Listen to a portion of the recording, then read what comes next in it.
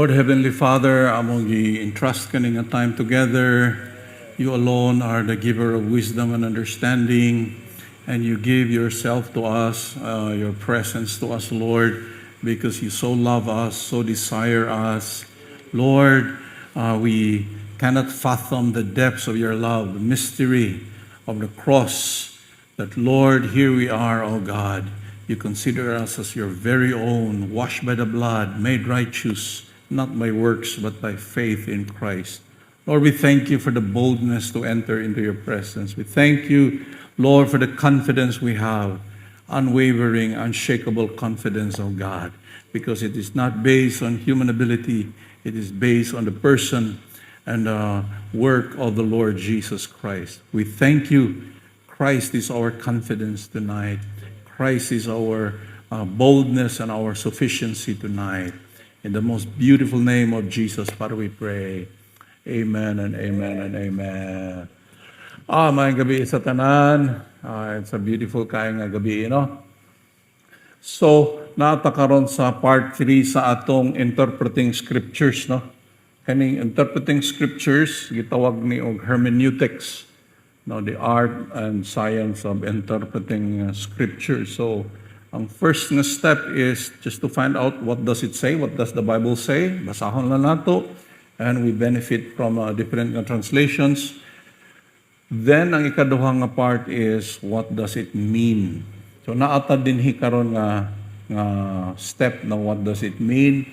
Kunya atong gihisgutan nga kaning aspect sa what does it mean, doon na ni sarili niya nga pangalan, exegesis, meaning to draw out, kuhaon nimo ang meaning gikan sa kasulatan, ipaistorya nimo ang kasulatan. Ang opposite ana is ang atong hunahuna mo itong i-inject sa scripture. Himuon atong Bible nga mo sulti sa atong gusto isulti. That's a very common kayong trap.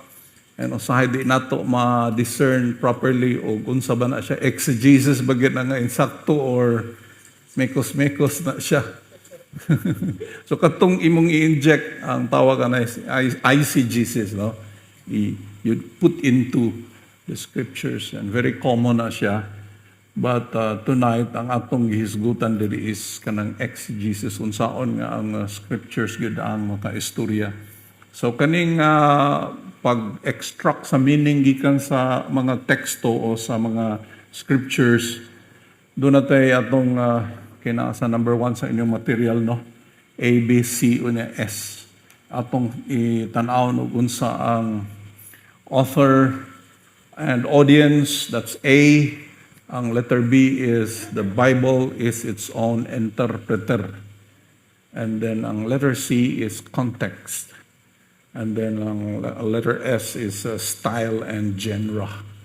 So kanang context, mo na atong hisgutan next week. Ang context kung saan na siya nga covenant, Mosaic covenant ba na siya nga verses, or new covenant ba na siya nga verses, kay managlahi man na siya.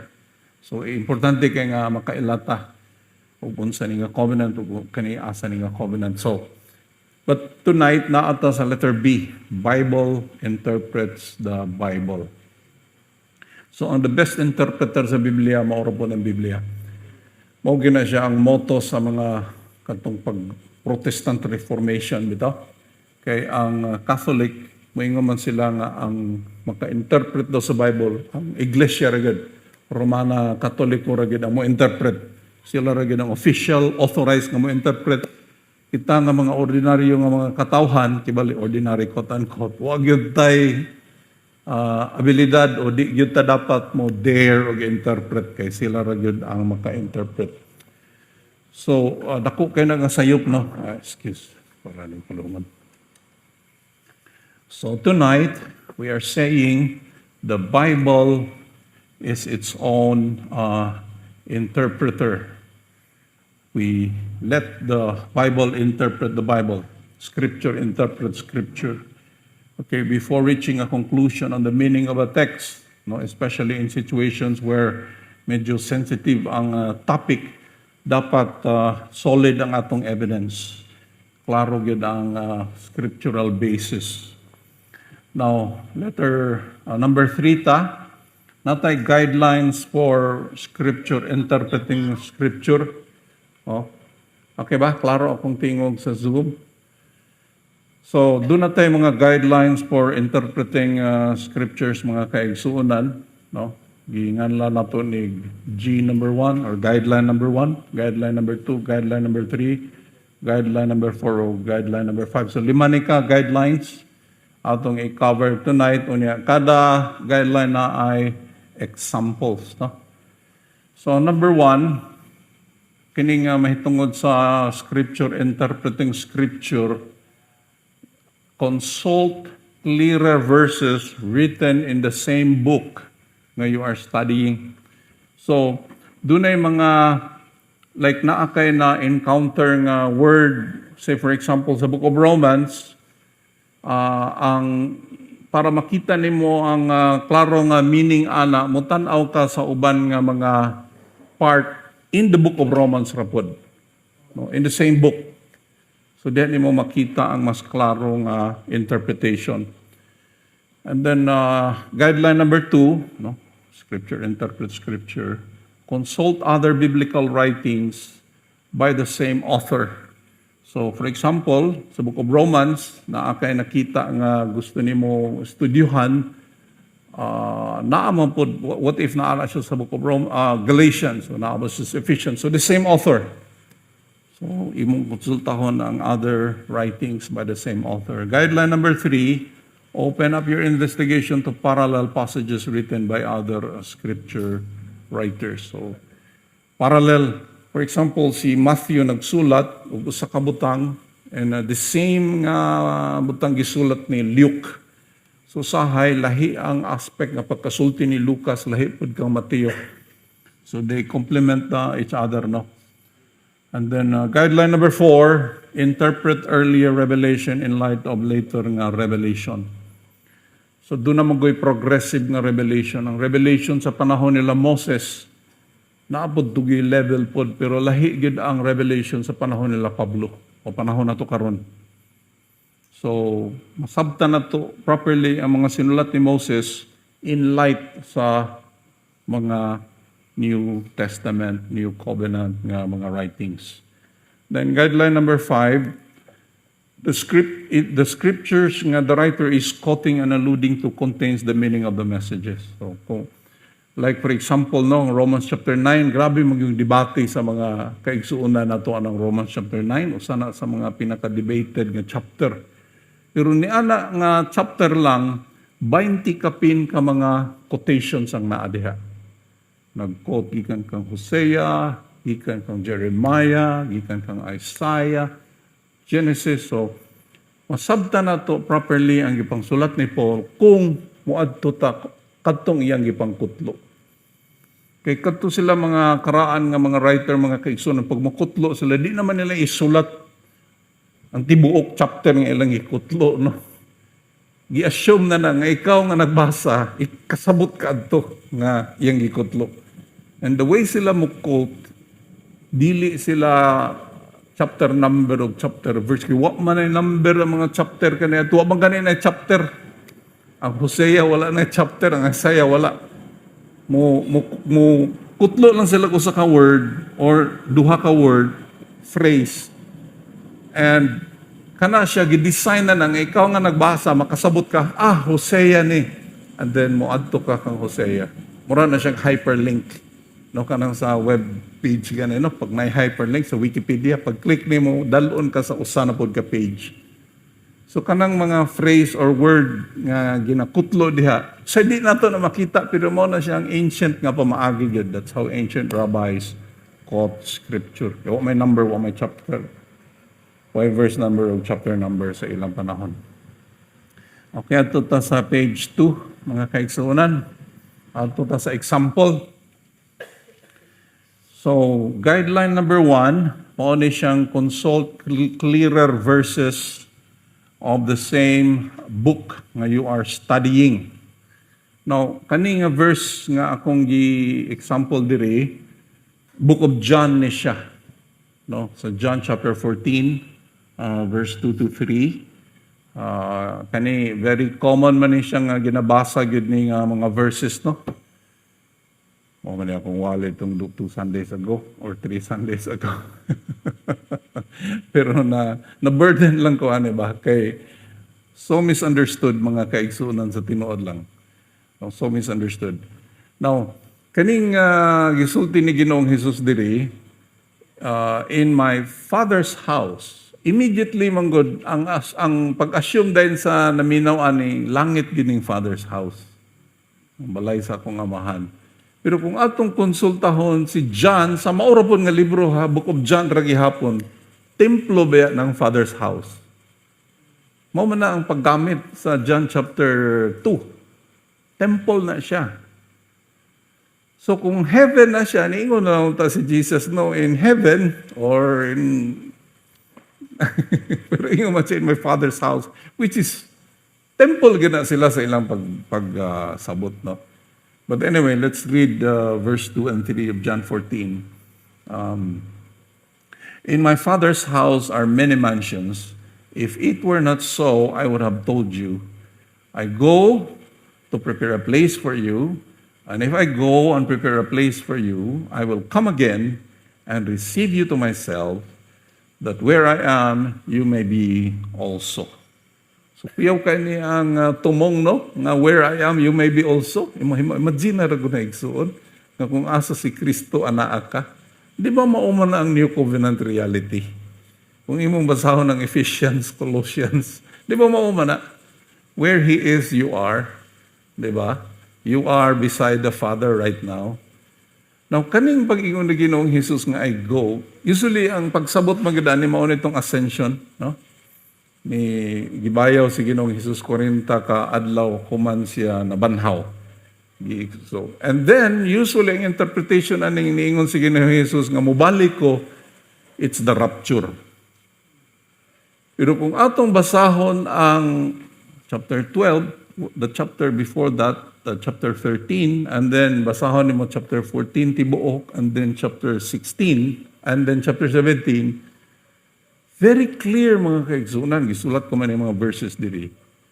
Very clear nga ang gihisgutan din He is, in a little while, mulakaw siya, and then in a little while, He'll come again. Little while. He's talking about ang iyang departure, which is the death niya sa cross, and then ang iyang pagbalik. In other words, iyang gi-assure, mawala ko pero mabalik ko, dayon, in a little while. Di na lang mo take time magbasa sa chapter 16, but practically the whole chapter 16, in a little while, I will go, but in a little while, I'll come again. Little while man. Wala man nag-change of topic si Ginoong Jesus. Dunay mga verses daghan kayo about the rapture, daghan, igsuon, but not this. I don't think na nag-change topic ang Ginoo. It's very unlikely. Very unlikely nga ni kalit lang siya shift of different topic. He's talking about the cross and mauni ang meaning. So, if you look at sa inyong material, so John chapter 2 verse 16, gi-mention ni Jesus ang Father's house. Do not make my Father's house a house of merchandise. Talking about the temple. Mamaning gitukwang ni Ginoong Jesus sa mga lamesa, mga kalapati, yung ipang buhian, mga kanding. And then sa verse 21, but He was speaking of the temple of His body. So very clear nga, dili itong ingo magod siya tukuron ako nigbalik in 3 days. So nangasuko to silang tanan. But very clear, He was not talking about the physical temples in Jerusalem. He was talking about the temple of His body. So ang iyang body di ay temple. Meaning to say, ang iyang body is a Father's house. And kita ni ang iyang body, kita ang Father's house. So tungod sa kamatayon ni Kristo sa cross, naakay place in the body. Naakay function, naakay place in the body. Kada usa na to unique. Oh.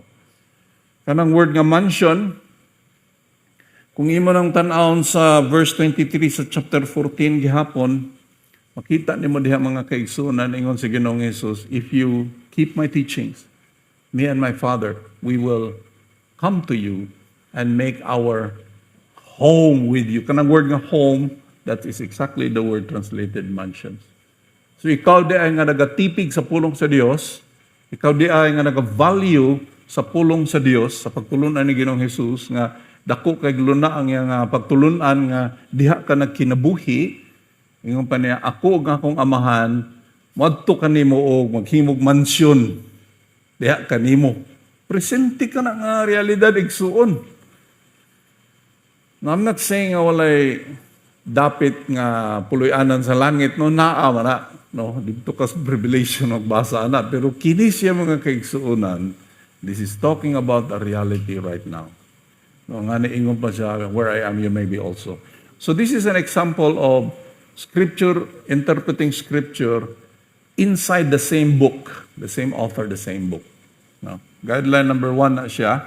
Now, ito sa guideline number 2, number 4 sa inyong material. Consult other biblical writings by the same author. Same author. As an example, what did Paul mean by fear and trembling? Many believe and thought that you're supposed to be afraid of losing your salvation because of this verse. Kaning nga verse as proof. Now, doon ay gisulti si Paul, mga kaigsunan sa Philippians 2:12, which daghan sa mga Kristohanon, mo ni ilang gihimo nga basihanan nga kinahanglan mahadlok gyud ka nga mawae mong kaluwasan. Kanunay gyud kang mahadlok ay kumpiyansa igsuon. Kinahanglan magkurog kas kahadlok, fear ug trembling gud. Testing na kanang mangurog kas kahadlok. Ing ana dapat ilang una no? But mao ba gid na ang gipasabot ni Paul no, Philippians 2:12. Therefore, my beloved, as you have always obeyed, not as in my presence only, but now much more in my absence, work out your salvation with fear and trembling. No, napaning work out your salvation. Dili work for your salvation, no? Kanang work for o work out lahi man na. Work for imong paningkamutan nga maangkon. Work out na naman kay muscle, imo lang i-work out, di ba? Na naman na daan, natabunan lagtaba. Natabunan lagtambok, no? Kanina, naman ko'y abs. Mga kaigsunan, na ko'y abs. Oh, natabunan lag bilbil. Oh, ang working out, ana mga kaigsunan, i-develop, no? I-pursue. Muna ang meaning sa work out your salvation. I-pursue ni mo ang imong gidesign ka sa Ginoo for a specific purpose. Imo nang i-pursue. Dili tungod aron maluwas ka, kung dili tungod kay luwas na ka. With fear and trembling, mga kaigsuunan. Naon sa may pasabot aning nagakahadlok na nagkurug-kurug. Dinhita, mo ni example nato sa guideline number 2. Konsultaon nato ang lahipod nga mga books by the same author. Okay, kay si Paul man gihapon nagsulat sa 1 Corinthians 2:2-3. Chapter 2, verse 2-3. For I resolved to know nothing while I was with you except Jesus Christ and Him crucified. I came to you in weakness with great fear and trembling. Now, si Paul nagpahinumdum sa mga taga-Corinth. Ingon siya, katuniad to ko sa inyo, gidesisyonan ako, I resolve to know nothing except Christ and Him crucified. Wala ko'y lain. Kasi Paul, mga kaigsunan, grabe ni og edukasyon nga tao. Kung karon pa ni mga kaigsunan, kuani, naani siya'y doctorate, naani siya'y master's degree, naani siya'y sa panauban nga mga higher good yun nga education ba? Kuyaw kayo ni siya edukasyon, pero ingon pa niya, pag-adto na ko sa inyo mga taga-Korinto, wag yung ko'y laing nahibawan si Kristo ra og ang iyang gihimo sa cross. And then ingon pa niya, niadto ko sa inyo in weakness and with great fear and trembling. Niadto ko sa inyo nga nang ila ko sa akong kaluyahon og dunay kahadlok og pagkurog. Ang iyang gipasabot ani mga kaigsoon, dili ni nga nang kurog-kurog si Pulaina po, no? Ang ipasabot ani mga kaigsunan nga si Paul wala gasalig sa iyang kaugalingon. Kabalo siya nga kung dili ang Ginoo ang mamuhat, walay maayo mahitabo. Di ba? Lahi man ang mga ako pa, kabalo na ko ani. Lahi po na mo yung ka, Lord, wala ko kabalo, Ginoo, ikaw gid ang nasayod, o Dios. Di ba kung mag-minister ka, kung ipawali ka, niya mo yung ka, Lord, wala ko kabalo, unsay gikinahanglan ani nga mga katawhan nga maminaw karon. Wala ko Ginoo, wala ko'y kagahom nga mo bag-o, wala ko'y kagahom nga mo ayo, o mo restore, wala ko'y kagahom Ginoo. Ikaw lamang Ginoo ang manluluwa. So, naa kay fear and trembling. Kabalo ka nga wala kay igong katakos o kapasidad. Ginoo ra. So, ing ana si Paul ang iyang gipasabot. So, kanang pag-ingon niya nga work out your salvation with fear and trembling, meaning to say, i-pursue ang imong calling nga walay confidence sa imong flesh, kundili ang imong confidence is on the Lord Jesus Christ, who is your strength. Okay? So, makuha nato na siyang understanding kung atong konsultahon ang sinulat gihapon ni Paul. Guideline number 2 na mga kaigsunan. Okay, paspasta at ta sa guideline number 3. Example, page 3 mga kaigsunan. Okay? Consult parallel scriptures written by other writers. Okay, parallel scriptures meaning mao nga topic, mao nga subject, pero lahi nga author. Okay? Ang atong gihimo diri nga example mga kaigsunan, kaning kang Luke, no? Kaning gisulti ni Ginoong Hesus nga dumtan nimo ang imong hate your father, your mother, your sisters. Daghang naglibog aning anong giingnan kuno tong Ginoong Hesus nga dumtan. Daghang kay kulto mo nilang gigamit. Oh, mga young people di na muli isbalay.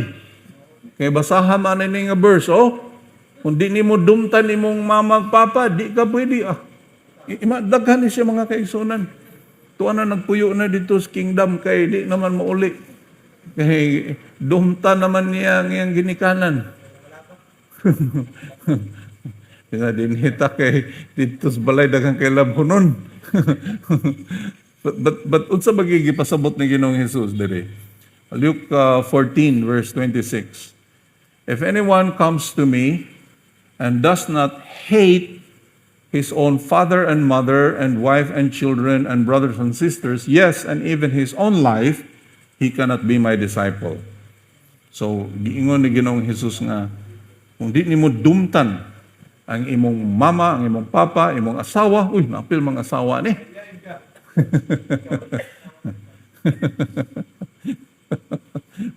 Amen. Hate your wife and children, apil po mga bata, children, brothers and sisters, dili ka pwede mahimong nga tinunan ni Ginoong Hesus. Now, consulting a parallel verse by Matthew, okay, mao nga subject, mao nga saying ni Kristo, but si Matthew ang author will bring light to this verse. Okay, so Matthew chapter 10 verse 37, parallel ni siya, no? Whoever loves father or mother more than me is not worthy of me, and whoever loves son or daughter more than me is not worthy of me. So, ang kang Matthew nga version mas masabtan, no? Ang giingon ni Ginoong Hesus, kinsa tong whoever kung imong gugma sa imong amahan o sa imong inahan, mas labaw kaysa imong gugma kanako. So in other words, kani di ang gisulti nga hate, dili ni nga magdumot. Ang ipasabot ani nga hilabihan kadako ang imong gugma kang Ginoong Hesus nga kung itandi ang imong gugma sa Ginoo, sa imong gugma sa imong mama o papa, hilabihan ng gamaya. Tungod kay hilabihan madako sa imong gugma sa Ginoo. Nga kani imong gugma para sa uban mura na siya dumot tungod sa kagamay, kumpara. I-compare. So mo na siya ang point mga kaigsuonan. So there are many examples pa bahin ana nga kanini ang scripture interpreting scripture mga kaigsuonan. But adto ta sa guideline number 4. Interpreting earlier revelation in light of later revelation. So, ang mga mabasa nimo sa Genesis, mabasa nimo sa Exodus, Leviticus, Deuteronomy, i-interpret na nimo in light of mga revelation karon sa New Covenant. Kaya doon na may progressive nga revelation. No, progressive din siya igsuon. Ga-progress ba? So, for example, kanang story ni Cain og ni Abel. Duha sila. Si Cain, daghan kay gihalad, prutas sa iyang uma. Si Abel, ang iyang gihalad, dugo. Ang iyang gihalad, inihaw nga mananap. Kung giingon pa sa Genesis 4, gisalikway sa Dios ang halad ni Cain. Apan nalipay siya sa halad ni Abel.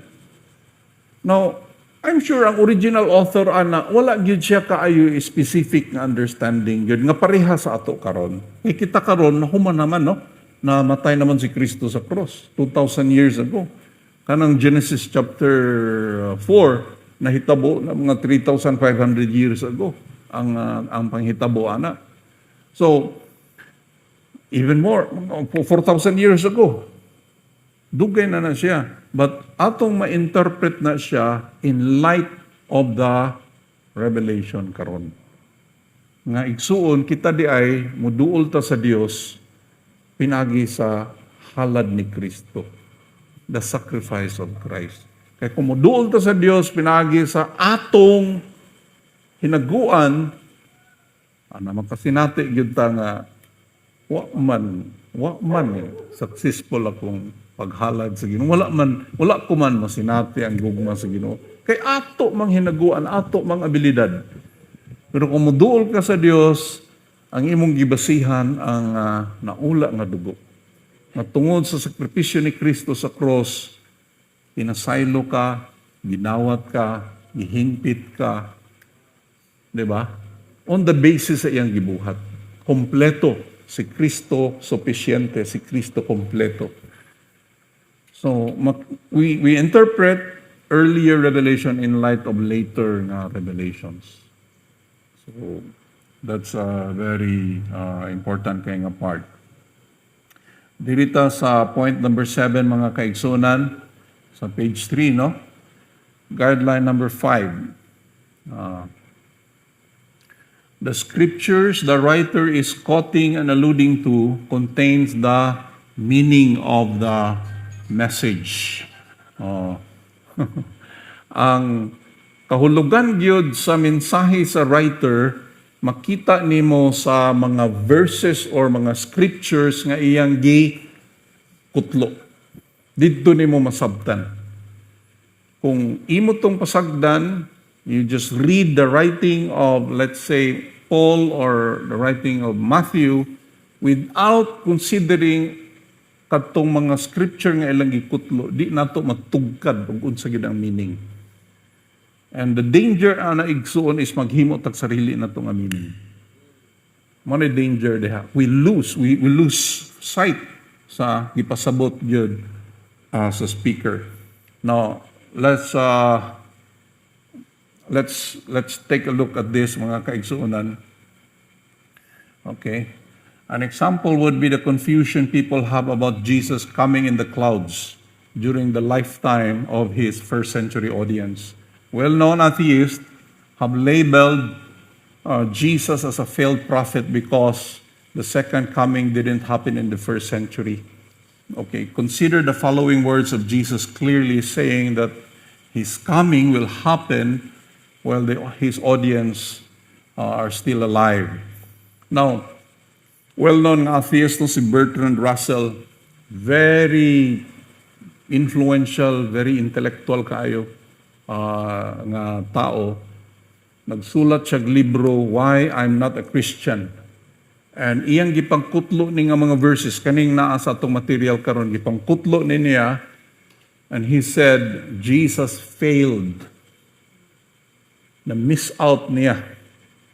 Because he was thinking his second coming will happen sa lifetime sa iyang audience, pero wala na hitabo. So Jesus is a false prophet according to this very intelligent man. And he read the book of Matthew.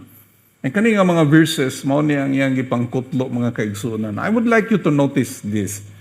Kay very clear sa iyang gipangsulti ni Ginoong Hesus diri, kining gitawag na coming in the clouds of heaven. Usually ang atong pagsabot ana is second coming man. Pero very clear kani nga mga verses sa Matthew chapter 10, Matthew chapter 16, 24, Matthew 26, very clear nga giingon ni Ginoong Hesus mahitabo ni buhi pa ang mga naminaw sa iya. Buhi pa. Okay, let's read Matthew 10:23. Truly I tell you, you will not finish going through the towns of Israel before the Son of Man comes. Okay, mo man in Matthew 10, nga gisend out niya ang dusi. Pagwali mo, sangyawin ninyo ang tanan nga kalungsuran sa Israel, sa Judea. Then ingon siya, di pa ninyo malukop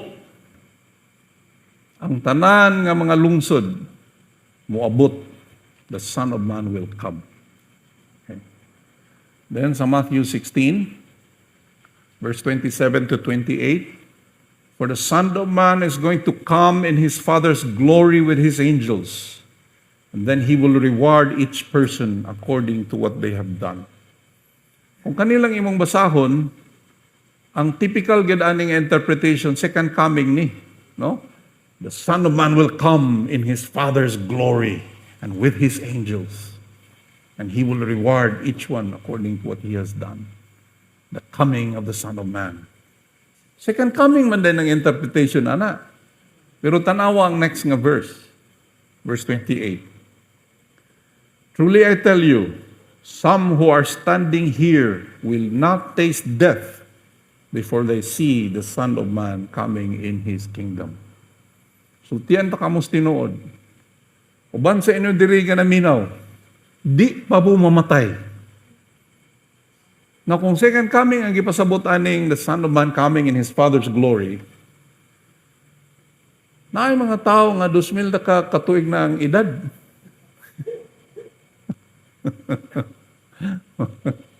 Di ba? But very clear nga He was talking nga naay mahitabo sa lifetime sa iyahang original audience. And this is the Son of Man coming in the clouds. The Son of Man coming in His Father's glory. Then Matthew 24. So verse 30 and then sa verse 34. See the Son of Man coming on the clouds of heaven with power and great glory. The Son of Man coming in the clouds of heaven. Ang anak sa tao moabot sa mga panganod sa langit uban sa gahom ug sa dakong himaya. And then tanawa sa the 4 verses later.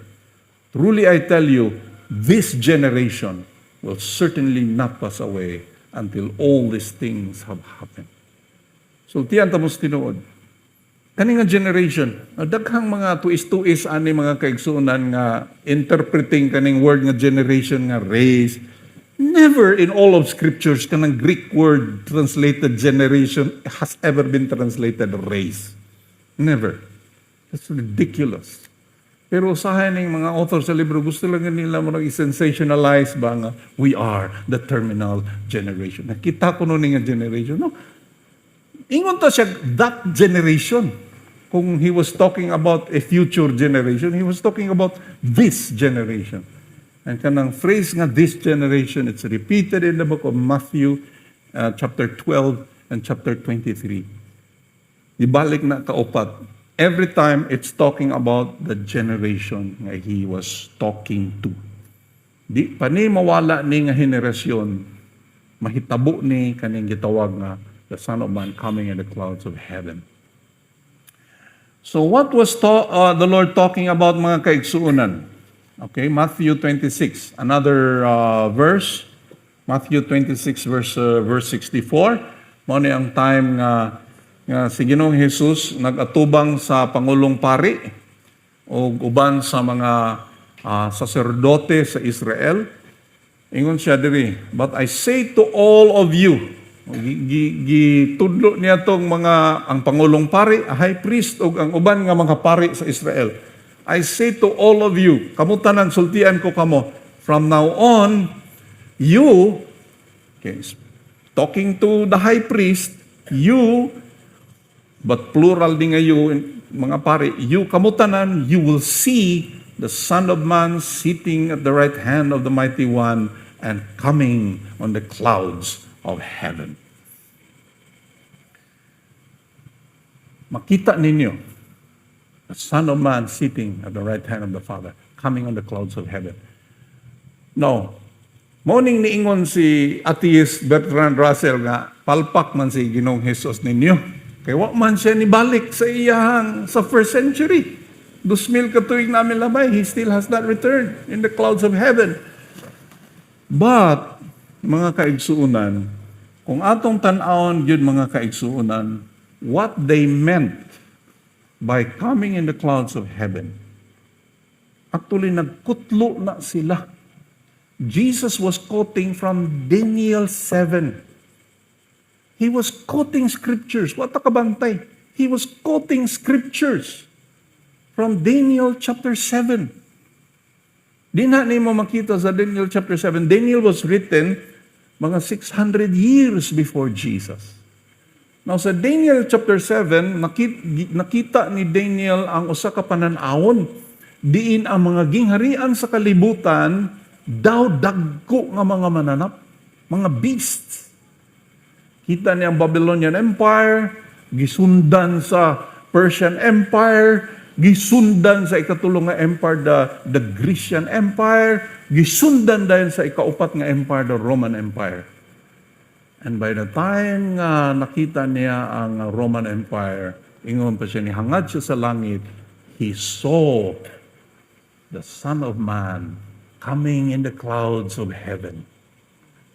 Kaning Son of Man coming in the clouds of heaven, wala ningon nga gikan sa langit, paingon sa yuta. Actually, ni-ascend ang Son of Man padulong sa Ancient of Days, ug didto siya nilingkod sa trono, ug gitagaan siya otoridad ug kagahom ibabaw sa tanan kanasuran. So kani di ang coming in the clouds of heaven from a Daniel chapter 7 verse 13 nga perspective, it's the Messiah taking his place as king. Igsuon mao din na ang meaning sa Son of Man coming in the clouds of heaven. Sa ilang pagsabot. Pero kita manggod kay na ana naman ta nga second coming gina. So we think it's the second coming. Mubasa ta na mao din ang atong pagsabot. But we need to be mindful nga pagsulti ni Ginoong Hesus, he was quoting scriptures. Bisan ka nang the moon turned to blood, quotation ka na igsuon. The stars will fall from heaven. Isaiah chapter 13 ka na nga. He was quoting scriptures. Kita kay dili kita familiar sa mga sinulat sa mga propeta. Tan-aw din ta mga bituon, tan-aw din ta og CNN og Fox News. Sige taghulat dito kanus ato niya naalay ning pangano diri sa Davao nga ni cover sa adlaw. Kita nimo sa Facebook, la hapit na mo balik ang Ginoo mo ni gingon sa Matthew 24. Kita ra man nakakita ing ana nga may panganod nga lahi sa Davao dito kas din sa no makay makita ing ana. Adto ka dito sa Panabo, lahi naman po. Usahay ang atong hunahuna ba? Na mali ganin natong interpret ang scripture. We need to be mindful nga pagsulti ni Ginoong Hesus, he was quoting scriptures all the time. He was quoting scriptures all the time. Kana lang pag-ingon niya nga, I will give you rest. Quotation ka na mga kaigsunan. Dito na sa Exodus 33, pag-ingon ni Moses nga, if your presence does not go with us, do not send us out anywhere from here. And then ingon ng Ginoo, my presence will go with you and I will give you rest. Si Yahweh, niingon, I will give you rest. Imagine si Ginoong Hesus, may igsoon, speaking in Hebrew, speaking the very words, I will give you rest. Ang naminaw ato na limbaw ng balahibo. Siya si Yahweh. Siya si Yahweh. He's claiming to be God. Ulamin siya nga, He will give you rest. I will give. That's Holy Scriptures gikan sa baba ni Ginoong Jesus. He was quoting Scriptures. In essence, he was telling ang mga Hudyo, mga well-versed mga kanas Biblia. Bata pa na, gimemorize na ang mga pulong sa Diyos. In essence, in effect, he was telling everybody, I am Yahweh. I am God. Pero kita gabasa na ang atong interpretation lahi. Ay, ginamang kong kapahulayan kay kapoy kay ko. Kinalang kong exercise, kinalang Lord, tagay ko pahulayan. Which is good, yes. But do na deeper meaning ana mga kaigsunan. If you look at the context, if you look at the But okay, let's very quickly let's read kaning part sa atong material, Daniel 7 verse 13. Oni ang vision ni Daniel after niya nakita ang upat ka dagkong mananap o niya nangutana siya ning ang anghel niingon, these are the 4 kingdoms which will rise and rule the earth. And then during the 4th kingdom nakita ni Daniel 7 verse 13 verse 13 and to 14. In my vision at night I looked, and there before me was one like a son of man. No, din hindi mo makita ang phrase son of man. Always si Jesus mingon, son of man coming in the clouds of heaven. Kini ang iyang gikutlo. Kadtong mga Hudyo nga naminaw, pagkadungog adto you will see the son of man coming in the clouds. Ang ilaw na ala kadtong gisulti ni Daniel. May tabo na gyud to. Mulingkod di ay siya sa trono. Mao na nga sa Matthew 24, gipangutana nila, when will these things happen, be the destruction of the temple, and what will be the sign of your coming?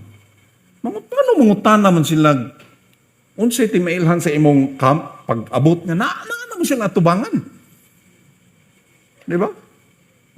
Pastor J-Boy, naadili na akong pangutanon, Pastor J-Boy, kano sa ka mo abot? Naabot naman siya dili ho, nakatubang mi. Lahi ang gipasabot nila aning coming. Ang ilang gipasabot ani kanus amang kamulingkod sa imong trono nga naa kay paghari sa tanang nasod, sa tanang lingwahe sa tibuok kalibutan. Daniel 7. Let's read, continue reading Daniel 7. Verse 13. In my vision at night I looked, and there before me was one like a son of man coming with the clouds of heaven. He approached the Ancient of Days and he was led into his presence. So ang Ancient of Days mo ni ang God the Father, and ang Son of Man hingduol approaching the Ancient of Days. And then what happened? He was given authority, glory, and sovereign power. All nations and peoples of every language worship him. His dominion is an everlasting dominion that will not pass away, and his kingdom is one that will never be destroyed. Imagine ka mga kaigsunan. Mao din ang gipasabot sa coming in the clouds of heaven. Diin ang Messiah, one like a son of man, will be given igsuon, otoridad, himaya, kagahom, ibabaw sa tanang kanasuran, tanang katawhan, sa tanang sinultian. Og simbahon siya, og ang iyang paghari, hangtod sa kahangturan, dili gayon mahunong. And his kingdom is one that will never be destroyed. So mga kaigsuunan, kanina ang coming of the Son of Man in the clouds of heaven, sa Daniel, it's not heaven to earth. It's not coming down from up, down. It's from down, up. Muna siya nga coming in the clouds of heaven. Okay? This was actually fulfilled, natuman na ni siya igsuon. Nang tanawa na to sa Acts chapter 1 verse 9 to 11. Sa Buhat kapitulo 1. Kay Acts chapter 1, mauna ni siya igsuon no nga 40 days after no. Kay after siya nabanhaw 40 ka adlaw man siya nagpakita, naguban-uban sa mga tinunan. Then ika 40th days verse 9 to 11. After this, After he said this, he was taken up before their very eyes, and a cloud hid him from their sight. So makita ninyo mga kaigsoon, no? Ika-40th day, si Kristo gibayaw sa langit, dunay panganod. Mauni igsoon. He ascended to heaven in the clouds. And then after that, natulala ang mga tinunan sa gighangad sa langit, mga kaigsunan, kay nakita pa man nila si Ginoong Hesus, nag-anam-anam o saka, hangtod di na nila makita, gitaguan na sa panganod. They were still looking intently up into the sky as he was going, when suddenly 2 men dressed in white stood beside them. Men of Galilee, they said, why do you stand there here looking into the sky? This same Jesus who has been taken from you into heaven will come back in the same way you have seen him go into heaven. So kani ang wa panatuman, the coming back. So ingon ning duha ka anghel, mga tao sa Galilee, mga lalaki sa Galilee, ay mo sige hangad diha. Mubalik ni sa samang paagi nga siya gikuha, ibalik siya, he will come. So there will be a coming of the Lord, the return of the Lord. In the future na mga kaigsuonan. But in the same way, cloud of heaven gihapon. So Jesus coming in the clouds of heaven was fulfilled in the lifetime of his original audience. He now reigns as King of Kings and Lord of Lords. After it was fulfilled, a word of promise is given. He will come back to earth in the same way he was taken. So praise God na ay pagbalik. Doon ay adlaw sa pagtunog sa trumpeta. There will be a day of the Lord's return. Amen ba na? But then basahon na to properly ang Matthew chapter 10, chapter 16, chapter 24, chapter 26. Especially ng Matthew 24, ato nang i-series, ato na gud nang i-verse by verse, gud mga kaigsunan. Ato nang basahon, kay grabe ang quotations diha. Kung di nato na adtuon ang iyang mga quotations, di nato masabtan. Kanang sa Book of Acts, nga niingon ng Ginoo, the moon will be turned to blood. Quotation man ang sa Joel chapter 2. Dili pwede nga magsige na lang tanaw-tanaw ko lang na blood moon. Mo na ni, hapit na, blood moon. Suwat na libro si Kuan. Mga Amerikano, millions ang kay blood moon pag October. Gigawas ang libro, mga 3 ka bulan, pinalagya ang libro. Mauna ni, di na mahuman ang tuig. 2016, di na ni, layo na kayong 2017 na ni. Wala na tadiris kalibutan. 2024 na taron. Wala na ka, adto ka sa used books sa kanang book sale. Daghan yung mga libro, mga blood moon, kaya mga nakapalit adto, gipanglabay na ba? Di mo naging mao ang gipasabot. You read Joel ug sa iyang gipasabot. No, read that. And ang Hebrew nga language, ug mo ganin tan-aw og unsay gipasabutan ng mga stars, mga moon, mga sun. Igsuon tan-awa si Joseph. Sa bata pa si Joseph, no? Nga naa mo siya damgo. Gignan niya ang iyahang mga maguwang. Nakoy damgo gabi, kuya. Unsa may damgo? Ang mga bituon daw ning yukbo sa ako apil ang katong bulan o apil ang adlaw. Nanasuko diretso ang iyang mga magulang. Nakapamalikas tut. Bata ka. Ngano man, immediately ang ilang pagsabot, kami, muyukbo nimo. Ang atong papa, muyukbo nimo. Immediately sa utok sa mga Hudiyo, di ba may Hudiyo ato, sorry, mga Hebrewanon, panahon sa mga anak ni Abraham. Ang ilang anak ni Jacob, mga anak ni Jacob, ang ilang pagsabot nga si Jacob, Papa Jacob, mao na ang son. Kita mga brothers, kita ang stars. Nahitabo man gyud to. Many years later. Kay si Joseph nga ilang gitambog sa bangin, gitambog nila sa tabay, di ba? Naadto sa Egypt. Hangtod nahimong ikaduhang gamhanan nga tao sa tibuok Ehipto. Kung nahitabo ito nga na huwaw, nagluhod-luhod ba ito to sila dito? Nihilak si Joseph. Hoy, ay mo sige luhod. Ako ni, katong inyong igsoon nga inyong gilapay. Nahitabo ang vision, ang dream. But see the symbolism. People in authority.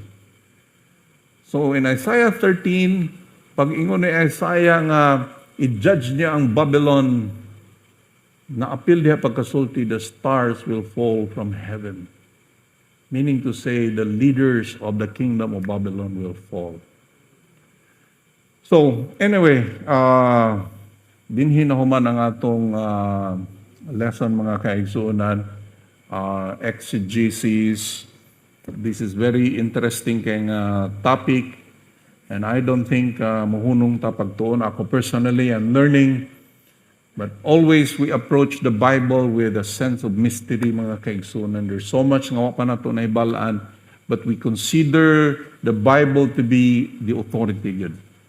Wala gina siya yung mali, wala yung sayop, wala. It's perfect gina siya mga kaigsuonan, the Bible. Naalay mga sige panaway sa Bible because the Bible was misrepresented to them. Ako kita nga mga leaders, let us not misrepresent the Bible. So that ang mga younger na to, mga kabatanunan nga gasunod sa atua, they will have this appreciation na pagkanindot ba sa Biblia. It's an amazing kay nga libro. So I hope kani atong lesson will help us study and read the Bible more. Amen ba na? Thank you so much. I want to close this in prayer. Father, thank you so much. Enable us, O God, to have a good discussion, good conversation. Salamat, Father, for the gift of your word. Thank you for giving us, Lord, hunger, the desire to know you more through the Bible, through your scriptures. Thank you for giving us the word. We praise you. In the most beautiful name of Jesus we pray. Amen and amen and amen.